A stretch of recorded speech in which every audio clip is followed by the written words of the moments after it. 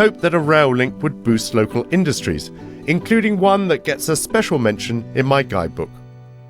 Bradshaw says of Worcester that one distinct branch of manufacture is glove making, to the amount of 500,000 pairs of leather and kid gloves annually, employing between 1,000 and 2,000 persons.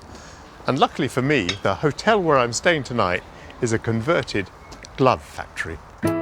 Gloves had been made here since the Middle Ages, and in the 1700s, 30,000 people were employed in the trade. By the time the railway arrived, the industry had experienced a sharp decline due to a flood of foreign imports. But some firms survived by embracing the latest manufacturing techniques. I've come to one of the factories built in Victorian times to meet historian Philippa Tinsley. So this was once the Fownes glove factory? Fownes glove factory, yes, absolutely. So we opened here in 1887, and at one point they had 1,000 people working in this building. And we've got some pictures here of the seamstresses working in the sewing rooms. They're absolutely packed in. They're using sewing machines, are they? They are, yes. It became very mechanised in the beginning of the 19th century, and Fownes was one of the great factories here that really made a success of being an industrial process of making gloves. Why did the Victorians wear gloves so much more than we do?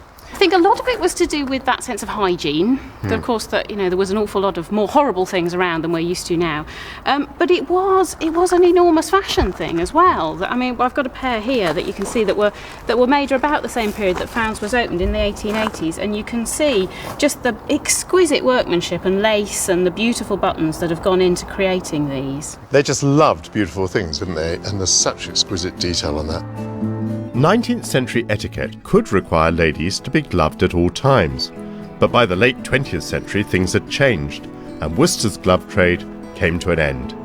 This factory closed in 1974, and now it's going to give me my bed for the night.